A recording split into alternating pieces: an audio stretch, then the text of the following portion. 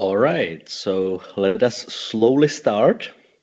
So, good morning if you are in Europe, good afternoon if you are in one of our friendly Asian countries joining us, as one of our speaker is. And I'm happy to welcome you to our public launch of a new report. Which has been done jointly between the Sejong Institute out of South Korea and the European Value Center for Security Policy. But we have been working very closely with many other partners on this as well. This was actually supported by the Canadian Department of National Defense and also the Korea Foundation. So my name is Jakub Janda. I'm Director of European Value Center for Security Policy, based in Prague, Czech Republic, but also with an office in Taiwan. And I'll be moderating our discussion today. So we will use roughly 60 minutes to keep it sharp and on the point, to really use our time well. This event will be on the record, so it's a public event. We will put the recording of our discussion later on online as well. It is not being streamed now, but we will do that later after the new year, after people are more refreshed after the holidays, hopefully. But just to keep in mind that this is on the record event as well, which is quite rare, but I think it needs to have some we need to have public discussions about these issues as well. Just a technicality before we start. So we will have quite a lot of participants for today, and if you would like to ask a question, I would please ask if you could message it into the chat here in Microsoft Teams, whether to everybody or just to me as a moderator. And if you want to remain anonymous, that's absolutely fine. We are just really interested in the substance, so please just indicate that in your questions if you would have them put forward as well. So first, let me introduce our speakers. That we will have out of South Korea, Sungwon Lee. Sungwon is a great friend of ours and our collaborator on some of these simulations, but also the report we have put together. So that we could really talk about the substance, about what can we learn ourselves from each other. Sungwon Lee represents the Sejong Institute, our close partner working on these issues out of South Korea. And our second speaker for today is Simon Menet. Simon works at the Foundation for Strategic Research in Paris, in France. And we have actually run together a simulation as well with Simon and his team in Paris. Simon has himself also participated in other simulations, which we have run together as a de facto consortium, I would say, in Prague, in Brussels, and in other places. So that's why we have invited you both gentlemen, because you have seen the simulations themselves. You do other simulations outside of this, so I believe your expertise for today will be very, very much useful. We are unfortunately missing our third speaker, Angela Stanzl from SWP, a German think tank. She's a leading expert in Germany on China, but unfortunately she just got ill, so unfortunately she couldn't join us. So it will be the three of us, the two speakers and me as a moderator. So before going into it, let me just put together a very brief context where what we have been doing collectively before going to the substance. Our think tank, EVC, has actually run about 15 simulations, tabletop exercises, mainly across European capitals. But we have done these simulations also in South Korea, in Japan, in Taiwan, and in Canada.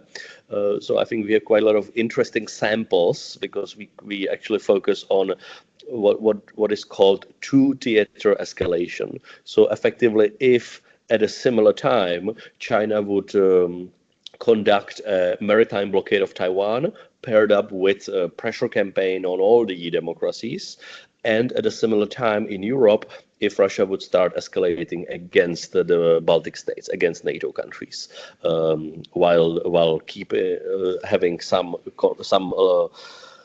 intensity of the conflict in Ukraine ongoing. So essentially, that's the focus which we have in these simulations, looking at two theaters at the same time, which make it difficult primarily for American or European players, because they have to divide resources. but also difficult for our friends in East Asia, who actually have to see both angles. Actually, three of them: Russia, China, and North Korea. So that makes it difficult, but unfortunately, maybe quite realistic. That's why. These simulations hopefully are quite relevant for seeing the horizontal issues we can see. Let me just finish up this introduction by summarizing some of the key takeaways, what we have seen in these simulations, just very briefly, and then I'll give the floor to Sungwon and Simon to comment on what they've been seeing from Seoul and from Paris in these conversations. So. Just briefly, the lessons we have seen, we could summarize in our newly published report, but in other expert sessions, are the following. So quite often when this escalation happens, so Chinese blockade of Taiwan and Russian escalation in the Baltics, there are no EU sanctions on China, which is quite relevant for potentially deterring follow-up actions by China. There is usually quite a lot of hard discussions between allies within NATO, so American players pressuring European players to sanction China very early in the crisis, which is usually what players from Taiwan, South Korea, Japan, or Australia ask of Europe at the same time, because that's pretty much one of the only very relevant tools European countries would have, meaning the economic sanctions on China, since the military options for European countries in the Indo-Pacific are very limited, or only limited to a couple of member states, such as France. So that's usually the initial focus. Second takeaway we usually have is that quite often we see early actions led by the United States and usually Japan, sometimes South Korea as well, on trying to support Taiwan, to supply Taiwan, mainly with energy products. So essentially, you often can see formation of convoys, which would be mainly civilian, but maybe protected by military vessels as well, going mainly from Japan, maybe from South Korea towards Taiwan, to actually supply Taiwan, which has problems with very limited stockpiling of energy resources. And the question is, how quickly does this happen, and how feasible it is in such a crisis? And at the same time, we can see this pressure on effectively putting economic damage to Chinese economy, to signal to the Chinese leadership that escalating further would be threatening a survival of the CCP, of the Chinese Communist Party's regime inside China. Another thing which we quite often can see in these simulations is effectively horse trading between European and American players over essentially who provides what, because there is the layer of the military assets in terms of which military assets in Europe would be available if and as there is an escalation led by Russia in the Nordic Baltic region, and at the same time which economic resources, as primarily as the sanctions could be, would be deployed at what time. So essentially that's what we can quite often see, which makes it quite difficult. We all know about the current struggles of let's say, trust within the transatlantic alliance. So that's something what is very difficult to have, but tough conversations need to be happening there as well. I'll just briefly mention a couple of other points. So usually we can see the government of Japan taking very active measures, quite often evacuating the Okinawan Islands, meaning evacuating civilians from these islands, because they might expect kinetic actions over there relatively early in the crisis, which is a huge undertaking given the scope of Japanese civilian nationals in Okinawa Islands, while at the similar time, usually Western governments try to evacuate their citizens from Taiwan, which can make it quite difficult logistically, but also politically, because Chinese government can misuse this quite clearly. We expect that the airspace around Taiwan would be open for some time at the early phase of the crisis, even as China would be closing in on Taiwan with the maritime blockade, because the Chinese objective would be to create chaos in Taiwan, to create the panic evacuations, for example, and the psychological impact on the Taiwanese population that Taiwan is being abandoned by Western citizens and Western governments de facto. So that's usually what we could see in these simulations as well. And we will hear much more on the Korean perspective from Sungwon later on, and pretty much on the French or European perspective from Simone in a second. Just to finish up, quite often we are discussing what would be the role of ASEAN countries in such a contingency around Taiwan. Very clearly, the situation of their civilian nationals in Taiwan is a major issue for the Philippines, for Vietnam, for Indonesia, Malaysia as well. So, but the scope of the numbers of these civilians, their citizens in Taiwan, is so high that it basically makes it almost impossible to evacuate them in early phase of the crisis. But usually, basically, ASEAN is politically paralyzed outside of evacuating civilians. So that's essentially what we usually can see. Just to finish up, there are three major kind of policy areas to work on in going to the future. We'll definitely discuss it later, so I will just name them. First are the vulnerabilities or dependencies. So how exactly can China pressure our democratic countries through these vulnerabilities and dependencies? Second is the strategic stockpiling. Essentially, how much materials and goods do we have in storage, possibly, as democratic countries in Asia or in Europe, so that the crisis doesn't hit us right away immediately, that we might have some buffer space to deal with the crisis if there is enough stockpiling in terms of, for example, pharmaceuticals or critical raw materials. So that's usually an issue. And the number three question is always the sanctions or deterrence in non-military means as well, because the military question is always quite straightforward, but in non-military means that's always an open question of what economically could be done or would be done. So this is usually the big picture. What I would do now is that I will give the floor to Sungwon to really tell us, Sungwon, please, if you can, about what has been your experience. You have participated in our simulation in Prague as well, and you are thinking about it in other contexts as well. So what are the takeaways for you, if I may ask? All right. Thank you. First of all, I'd like to express my sincere gratitude to European Values and President Jakub Janda for this amazing opportunity to be part of this meaningful project.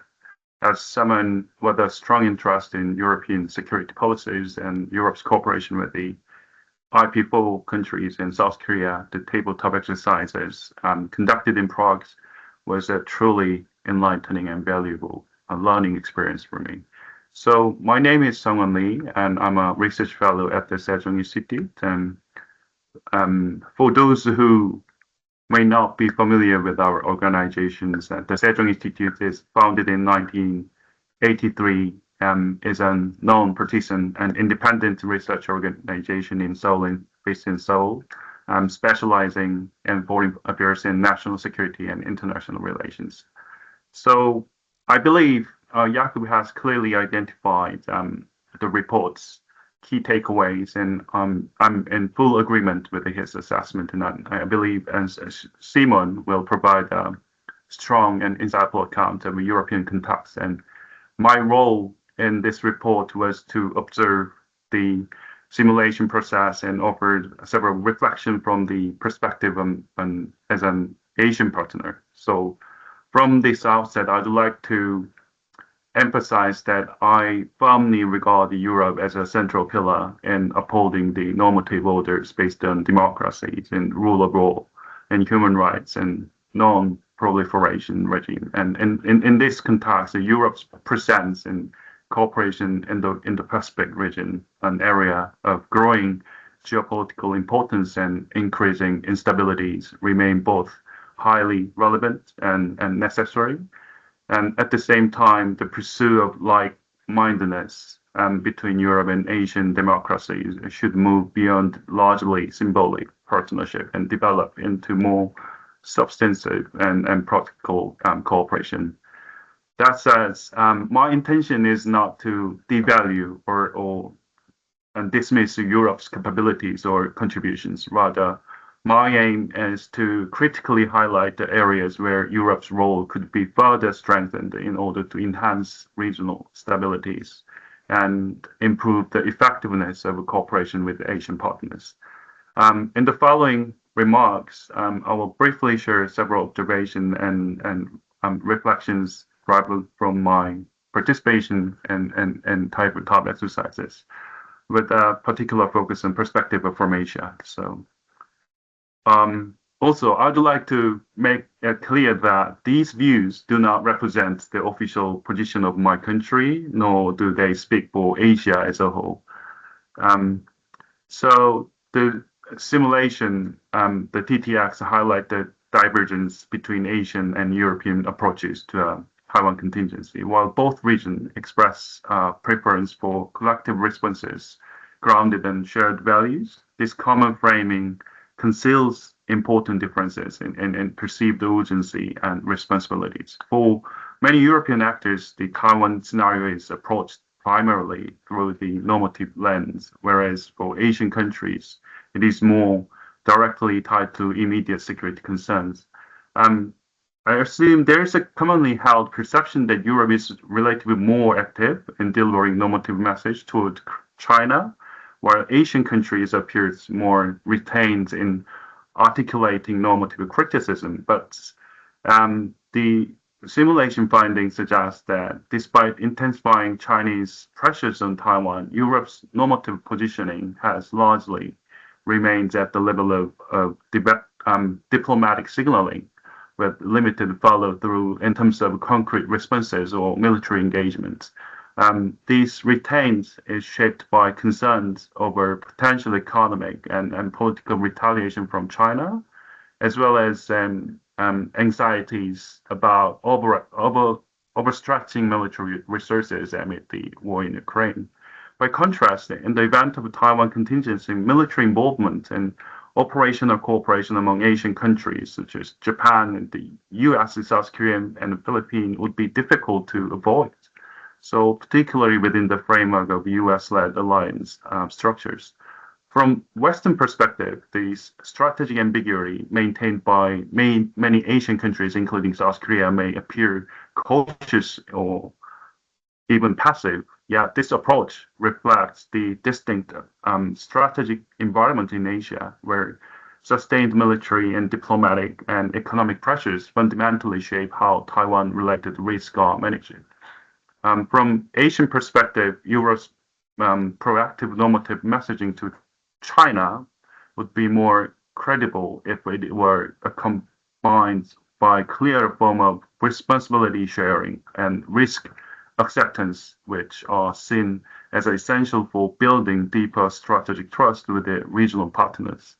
And normative rhetoric that is not matched by corresponding commitments may be perceived as placing additional pressures on Asian countries, with the already face challenges of balancing alliance obligations and normative expectations while operating under significant diplomatic and economic exposures to China. So recognizing this positional and perceptional gap is therefore important, even among countries often described as like-minded. And that's the first point I would like to make. And the second one is simulation further indicates that although the notion of the interconnectedness of a threat between Asia and Europe is gaining tractions in European strategic thinking, the actual outbreak of conflicts tends to expose fragmentations of national interest rather than an expansion of shared responsibilities. In practice, shared threat do not automatically translate into collective defense.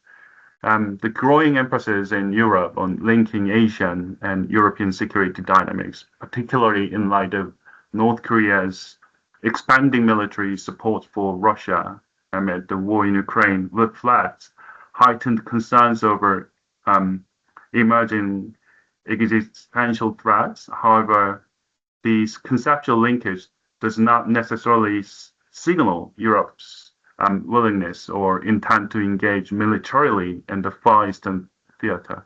So rather, it's primarily captures Europe's own security anxieties and not a corresponding commitment to military actions in East Asia.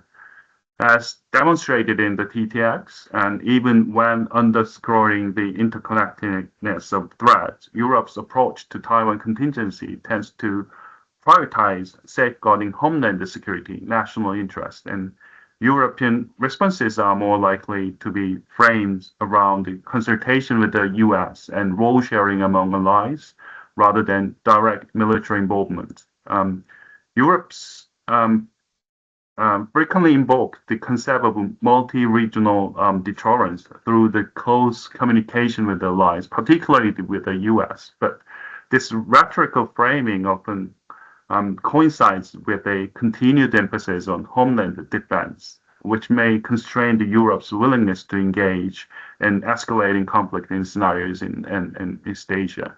The gap between Europe's declaratory rhetoric and its practical actions may complicate efforts to reduce tensions surrounding Taiwan and to build strategic trust with the Asian partners, particularly in discussions of collective defense against China's assertive behavior in the Taiwan Strait.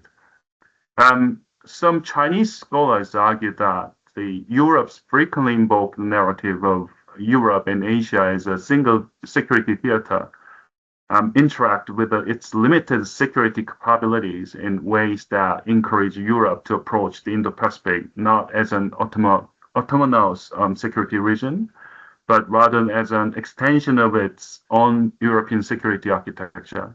This framing, they contend, has the unintended effect of structurally marginalizing in the Indo-Pacific within the Europe's hierarchy of strategic priorities. And this is harsh, but I'd like to ask whether we can entirely dismiss this critique. So, and these points is that I think we have to overcome this critiques by showing some sort of like a solid commitments. The last point is the gap between threat perception and response capacity. The TTX shows that a significant constraints on Europe's ability to respond effectively to China's lies in the gap between its threat perception and its actual response capabilities. Within Europe, there remains no shared consensus on the nature of China threat or the appropriate level of engagement in the Pacific region, particularly between countries with a credible military capacity and those facing clear operational limitations. And this lack of alignment continue to weaken Europe's ability to act collectively in this region. In order to avoid the political sensitivities vis-a-vis China, there has been very limited joint training, exercise, or contingency planning efforts focus on Taiwan-related scenarios. I know EBC is making huge effort on these, but in general, in such a quarantine situation outlined in the TTX or potential North Korean provocations, and as a result, communication channels and areas of cooperation and corresponding institutional arrangements between Europe and Asia remain insufficiently developed. If we look at the joint military exercises and individual deployments that European countries have undertaken in the Pacific, certain patterns become visible. Since the EU and EU member states adopted Indo-Pacific strategy, there has been a noticeable increase in joint exercises initiated by both the EU and its member states, signaling the gradual expansion of Europe's military engagement in the region. But if we yet a close examinations reveals that most of these activities focus on non-conventional threat, piracies, and humanitarian maritime operations and communication protocols, and in other words, the response to the low-intensity security challenges, they symbolize Europe's commitments to the stability of Indo-Pacific maritime orders, but for short of establishing permanent and high-intensity posture through large-scale strategic deployments. And recent poll data based on Indo-Pacific countries' assessment of Europe's engagement in key areas of Indo-Pacific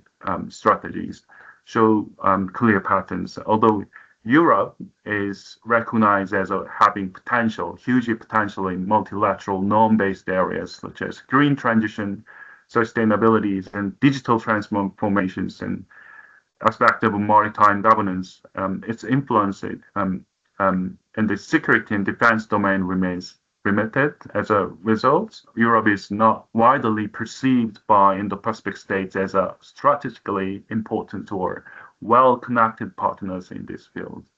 The TTX also reveals limitation in institutional preparedness for responding to hybrid attacks, which raise complex questions regarding legal responsibilities and escalating management and the appropriate threshold for military response.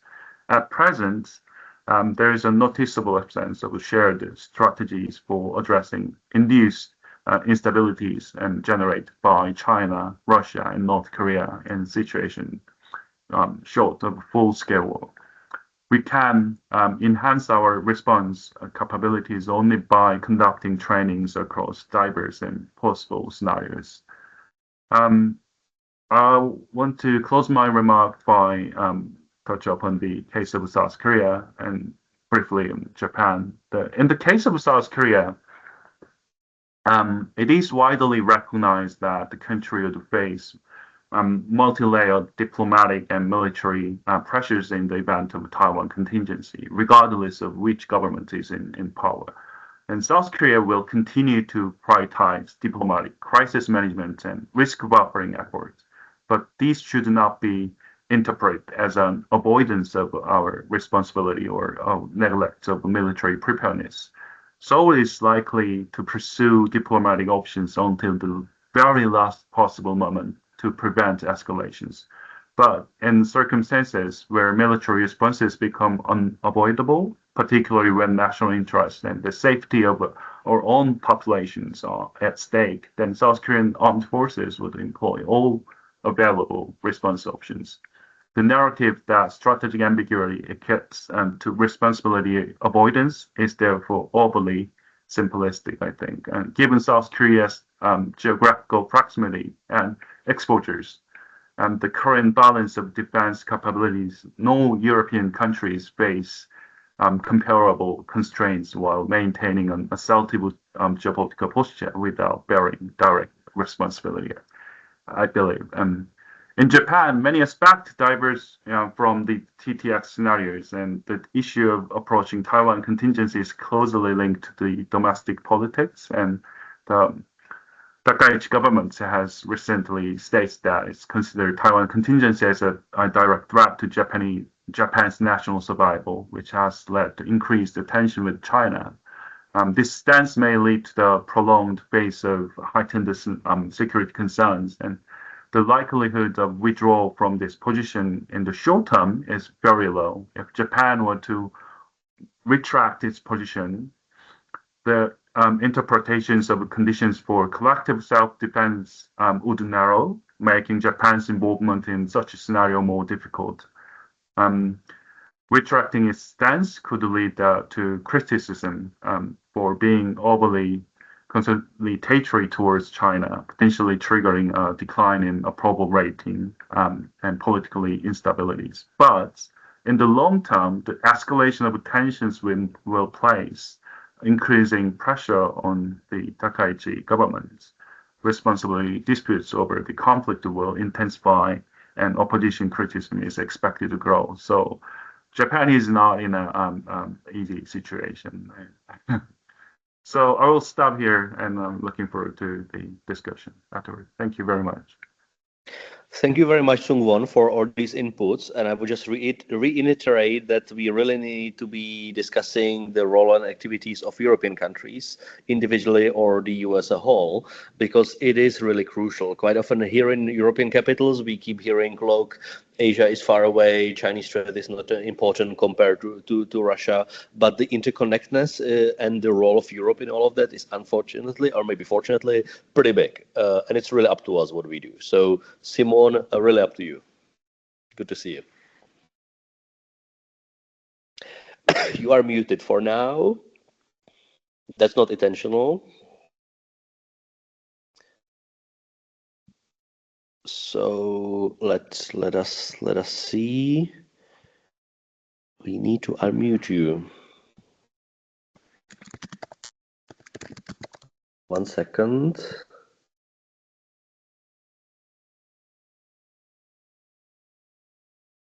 1 second. We will unmute you in a second. There's a technicality. One of my colleagues will do it right away.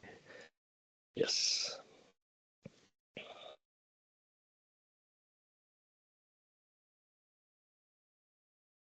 Oh, okay. So Simon, it needs to be you who unmutes yourself, please. There should be like a microphone button which you should press, please.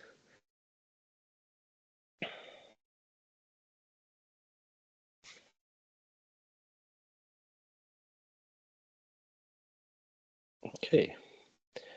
So while Simon is doing it, I will just okay. So Simon will reconnect in a second. So what I will do is that I'll just briefly mention that we have actually run a similar exercise in Paris with quite a lot of senior officials and retired officials from the French government, thanks to FRS and Simon and his team. And I have to say, maybe surprisingly, we had very similar results compared to the simulations in Prague or in South Korea as well. So quite often, essentially, European countries acted in a very similar direction, very similar way in difficult scenarios as well, which I think is important to see, because quite often when we run these simulations only for closed door government circles, closed door government stakeholders, basically the open questions are usually very similar about how long can Taiwan survive under a blockade, or what would be the impact of these various economic sanctions. So that's usually the case. But as Sungwon mentioned, we do not have much of, let's say, intergovernmental coordination on these contingency planning, because it is very sensitive. We do have, at least internally in Europe, we have a lot of contingency planning related to Russia because of the NATO setting and so on. So that makes perfect sense. But when it comes to discussing a contingency related to China, or specifically Taiwan and China, that's super difficult for all of our governments to attend or join. And for that reason, that makes it harder. Jakub, I think I connected now, so apologies for the little mic issue. And thank you so much for having me. It's a pleasure to be here. And as you were mentioning, I think internally in France, in the MOD, we have those scenarios going on, but it's not necessarily interministerial and especially bringing also experts and having this mix, and especially also foreign participants. So I think for us it had a very big value in having this CTX in Paris and being able to have this big conversation on Taiwan with a scenario focused on pressure building and quarantine, and not necessarily on blockade and invasion. But so that could be something else we could do in the future. But at least this time it was really useful to be able to have the conversation going and see also the interest from the different players and have various ministries involved within the exercise. I try to just mention a few points that I think were interesting in the different scenarios and tabletop exercise I was participating in, and with differences between Brussels, Paris, and most recently Prague, but with a focus especially on Paris. I think for France, it was really interesting to have that dual contingency scenario, because of the special role France has in the Indo-Pacific as a resident nation. And so I think if there were a Taiwan contingency, I think France would be one of the few, if not the only European country to be expected to play some military role in the Indo-Pacific, but mostly through evacuation operations or Navy operations in the Indian Ocean, and potentially in the South Pacific due to our base in New Caledonia, but I doubt the French would go much further into the South China Sea, considering the risks of escalation and also burden sharing and stuff like this. But it's, I think, very interesting to have those discussions, because we are able to both discuss about NATO-related movements in Europe and also in the Indo-Pacific afterwards, and especially in the Red Sea, I think, and Indian Ocean are some of the focus that are very important to have, because that's where we could also have some leverage on China or Chinese related or Chinese partners, etc. Overall, what I saw, especially in the TTX in Paris and Prague, was really the lack of initial crisis assessment, especially among European players. And so you had all the players that tend to rush in trying to take actions and make decisions and negotiate between each other, both at the if it's at the national level for France, because we had like a bigger team, or at the EU level. And so that led in like little thinking into what are actually our strategic interests, what are our priorities in what are the actions China is taking that actually are not really relevant to us and that we should not prioritize, and what we should emphasize on. And that leads into quite quickly insufficient coordination and sometimes some unrealistic actions or decision-making paralysis. I think, for instance, some of the impact that was very concrete. It was the difficulty to as Sungwon mentioned, to impose sanctions or respond effectively to Chinese actions. And as we progressed into the TTX, and I think it's quite also reflecting partly the reality, is Europeans were more and more disunited. There was a lack of creative measures, for instance, to isolate Hungary during some of the key conversations. There's a lack of willingness to use anti-coercion instruments or other mechanisms. There was discussions around using DSA, for instance, the Digital Services Act, in response to some of the TikTok measures. But at the same time, sometimes it was like, oh yes, the European Commission is going to take actions. However, it's really a national level measures if we were to impose restrictions. And so sometimes that was not really clear. That is partly related sometimes to the players, to our lack of knowledge of some of the EU rules and responsibilities. But I think it really also reflects broader difficulties to identify, first of all, our strategic interests toward China, Taiwan, but our leverage, more importantly, on China. And you mentioned earlier, Jakub, the kind of the more critical minerals or strategic stockpiling, those kind of things. But I think it's really key to both identify our vulnerabilities, but also our leverage. And I think this is really not clear enough, at least for France, but I think for other European players. And we have to identify them in really, really key sectors and sometimes quite fine grain approach. And so it also reflects difficulties to really have a united position on China. And I think in many of the TTX, we did not even have all the European players for budget reasons, but and for the sake of organization. But if we have Cyprus, if we had Spain or Italy, and on top of Hungary and stuff, it would make things even more complicated. And I think really, really difficult to have actions, even though we see coordinations, and I can say that there was, for instance, some coordination with the president's visit, President Macron's visits in China. They tried to coordinate with the European Commission, and they coordinated with the Germans because you had right after the visit of the MFA. So in reality, there are some coordinations, but there's still a lot of very different views and approach within the EU towards China, and we could feel it within the TTX. As someone mentioned as well, what I saw that was quite striking, it was a quite limited engagement from French or European participants toward Taiwan, and to some extent toward Japan and other Asian partners. For Japan, it's I think reflects also some of the lack of strategic interest, including in real life from the highest level in France. And even though we say it's a strategy partner within the Indo-Pacific, there's still limited engagement, and so cooperation could go much further. It's not happening, and we could feel it in the TTX. It's also a matter of limited bandwidth and again interest for Taiwan, because as we saw in many of the discussions, priority, and for many good reasons, was to coordinate internally at the European Council level or within some of the national governments. And Taiwan was coming really second in many of the TTX, and especially among the first rounds. And so that limited bandwidth is sometimes compounded by the the lack of credibility, I'd say, of the Taiwan team in some of the games we played. And I think this is really, really a key point for Taiwan, and I think a key lesson for Taiwan, because in many of the scenarios, actually, the Taiwan team was quite weak and not too keen to take actions early.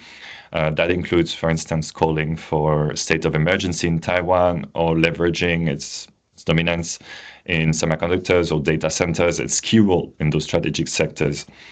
And so, including to me, I think in Prague, for instance, it had quite limited effect in making and engaging in Taiwan and making it and pushing it to support Taiwan, because we did at the end we did not have much interest to do so, and it was really really a credibility issue on the Taiwan part, and I think this is really key for broader diplomatic engagement toward Taiwan and real life, and so the actions taken by Taipei, both publicly and covert, are essential.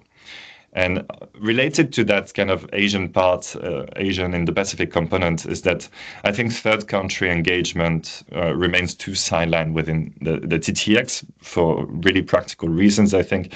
But it's also part of the reality where engaging the Southeast Asians will be key in case of a Taiwan contingency, especially countries like Philippines and Singapore. We haven't done it that much, but it's essential. Then the questions of engaging, for instance, Mekong countries, where you're going to have countries like Cambodia becoming proxy of China in case of a Taiwan contingency. There's also Gulf countries where they're like big oil producers, and that also furnishing Taiwan key energy supplies.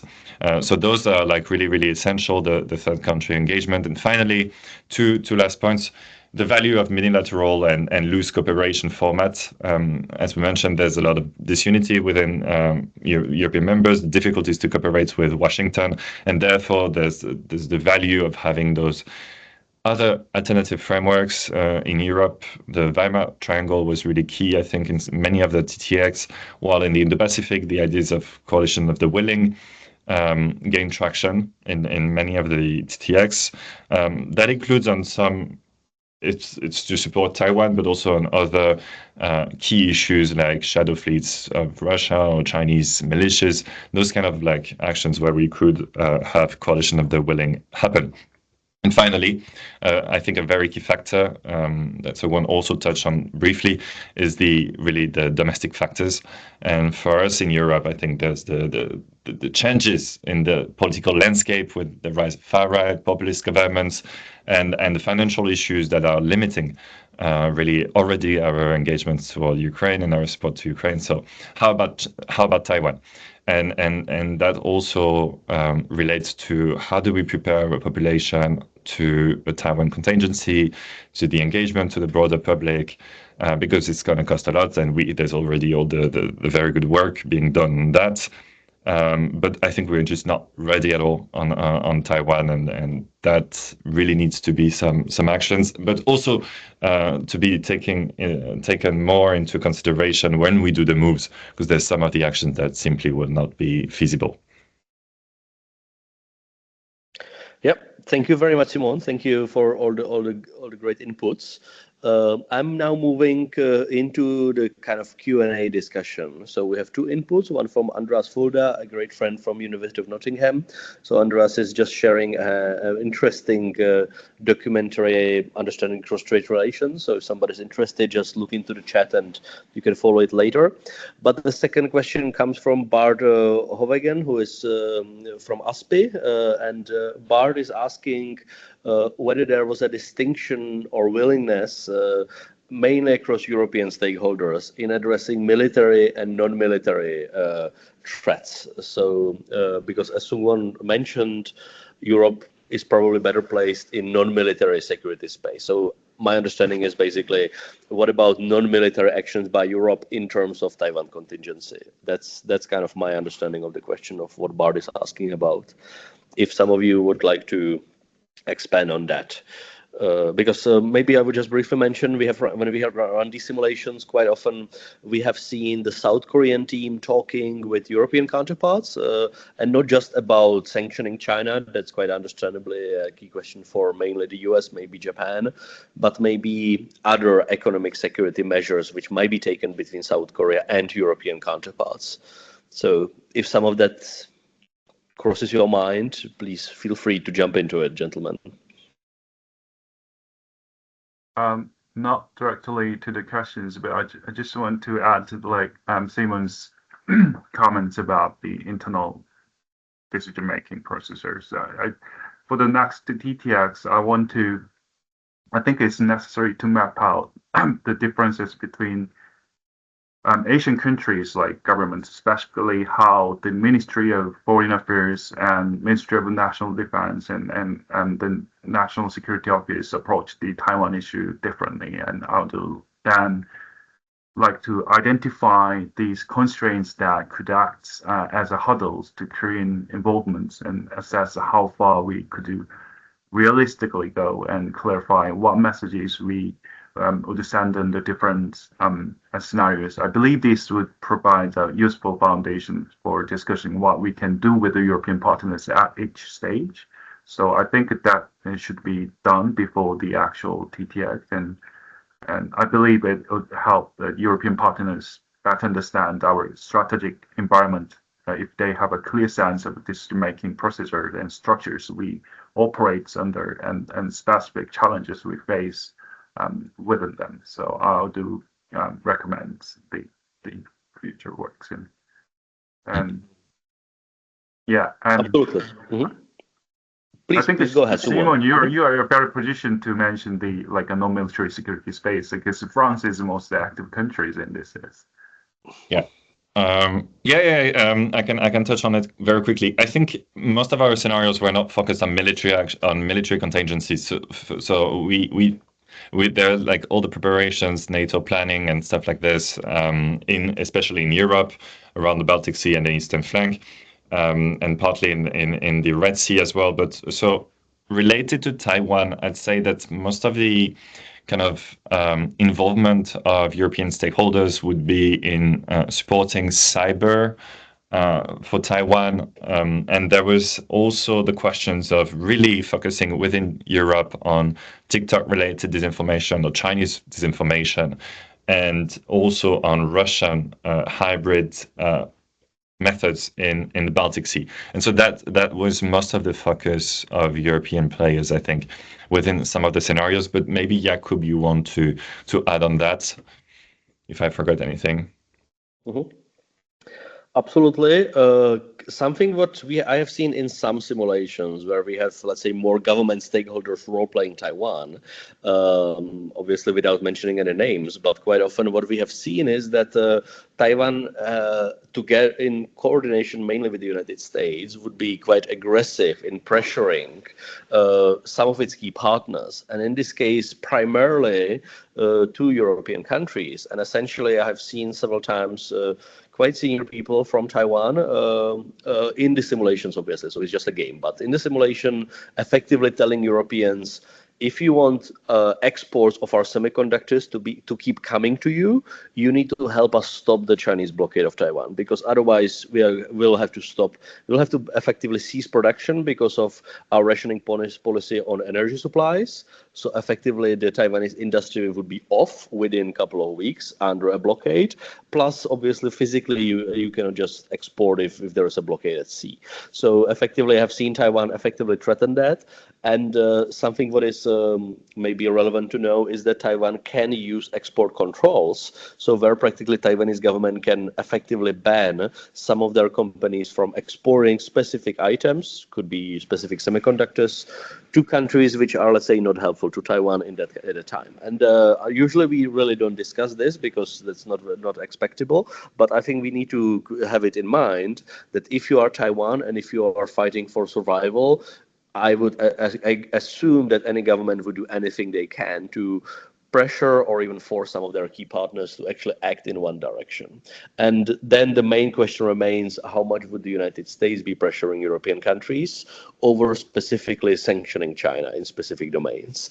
I would expect a lot, and it would be quite difficult conversations in both directions, but it's exactly what we are trying to simulate in detail in these games. So that's what we have seen. But I would also ask our colleagues here in the audience whether there are other questions or other assumptions which have been visible there as well, because I think it's good to follow up. So Andreas Fulda from University of Nottingham has a specific question in the chat about the design. What about the likelihood of China giving foreigners time window to flee from Taiwan? Would it be doable? Would it not be China announcing the invasion to the outside world that would give US and Taiwan considerable time to put it together? I would just briefly respond, as we have been designing some of that, and have Simon and Sungwon respond as well. So at least in the simulations we have run, and you could see it in detail in the quite long report we just published together, our expectation would be that Chinese government pressures all the democratic governments in Asia and Europe and in the US with economic technological pressure, and at the same time says Taiwan is ours. Please adopt one China principle. If you don't, we are going to hurt you economically. And then China uses an excuse under whatever pretext to actually set up a naval quarantine around Taiwan. That would be visible and known to everybody under a pretext of law enforcement operation, most likely. But China would likely keep the airspace open because China would like to induce this panic of evacuations. All the warning signs would be already happening. Everybody would know that. There is no secret about it. And that it doesn't mean that China must move into a full blockade or even further to the airstrike campaign and the invasion. That does not mean that. China could step back. That's kind of the beauty of the blockade scenario, that you could do it and step back if you don't like the results so far, for China, for the aggressor. So that's at least what I've been seeing. But Simon Sungwon, how? Up to you. I can. Yeah, same. Okay. Very briefly, thank you, Andreas, for your question. And I think that also ties to mobilization in China and some of the early warning signals that we could see. I do not think that China, for instance, would have an interest in having, first of all, a blockade or quarantine, and then going into a larger scale invasion or scenario military conflict, because it would really give time for US to prepare and send assets towards the region. Whereas it would be much more interesting for China to keep an element of surprise through decapitation strike or stuff like this that would really, if we were to go on a really military contingency, be more interesting. But as for the kind of the early warnings, I don't think that it would be necessarily the evacuation request or time frame that China would give to Europeans, but more some of the political mobilization that China would do internally. That would be a sign for us that something could happen in the Taiwan Strait. Because if you take more national defense mobilization, China is already quite ready, especially in some of the key theaters. And I think the real difference will be all-out political mobilization, propaganda in the metro, in every newspaper's outlets. And then we will understand that something is probably happening. And I think it would be less about trying to let people flee from the island. At least Europeans. That's my vision, though. But Sungwon, maybe you have different perspective. No, I just want to respond to the previous questions regarding hybrid threats and about the undersea cable things and Korean bilateral and multilateral cooperation mechanism involving key Asian countries, Japan, South Korea, Philippines, and Taiwan, regarding undersea grade threats remain limited and require continuous development and enhancements. So South Korea could consider joining the Quad Partnership for cable connectivity and resilience as an observer to or technical cooperation partners, and like bilateral like programs similar to U.S.-Japan Secure Connectivity Initiative could be established to enhance technology sharing and supply chain stabilities and between European countries and South Korea and other Asian countries. And I assume NATO has recently increased training and drills related to the undersea infrastructure protections in Europe, but not yet in East Asia. So East Asian countries need to incorporate undersea cable damage scenarios into major military drills like RIMPAC exercises to better stimulate aggression tactics. And these kind of scenarios already been touched upon the EBC's simulation scenarios. So we have to enhance our preparedness on these issues because it's important. Thank you. Yeah, absolutely. Thank you so much. We have just a couple of minutes left. So if there is maybe one last question from our audience. Yeah, okay. We have Vinny thanking us for all the efforts. Thank you. We are all trying and we'll be trying next year. But is there any other last question or comment from our audience members here? I believe we have used our time quite well. Okay. So maybe just if I may ask 1 minute for each of you gentlemen, what if you could put it very simply, what do you think we need to exercise next year? What are the key things in your mind that we collectively, as let's say together between European and Asian democratic friends, what do we need to focus on in terms of practically looking into in simulating it, putting it into these exercises, which we'll surely be doing together in some ways and quite often separately as we have different projects. So, but what's the substance we need to focus on in your mind? Okay, Simon, you seem to be ready, so please go ahead. And it's really like just an idea, but I think just a Taiwan-focused contingency, even though it's very interesting to have the dual part, I think let's see whether the Europeans are like a bit more capable to coordinate or actually take meaningful actions if it's just a Taiwan-focused contingency, and then also just a military one. I think would be useful rather than also like quarantine. Mm-hmm. Yeah. Thank you. And Sungwon, in your mind, what do we need? Okay. Thank you once again. The last word. I believe we need a deep understanding of our own decision-making structures and constraints we face, as this will be the essential for enhancing more substantive and practical cooperation. Although there is a strong mutual interest between Europe and Asia, we often have limited understanding of each other's internal dynamics. So before having this like TTFs, we can share, say, our constraints and concerns beforehand. So that will be helpful. Thank you. Yeah, absolutely. You're right. We need to make it as realistic as possible. That's the effort. This is not just a game. It's hopefully as realistic as possible.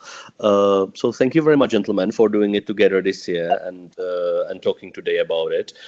We had about 50 people joining us today, many of them from allied governments and think tanks and academia as well. So if any of our participants would like to follow up, please feel free to message or email any of us directly. I think they're happy to team up on some of these efforts. It's a big effort in all the directions, but it's good that we do it together. That's what we need to be doing, I believe. So thank you so much. Enjoy your holidays if you can have some difficult year and more difficult year ahead. So thank you so much and looking forward for next year, gentlemen and dear colleagues. Thank you. Thank you to all. Thank you. Thank you. Thank you. Bye-bye.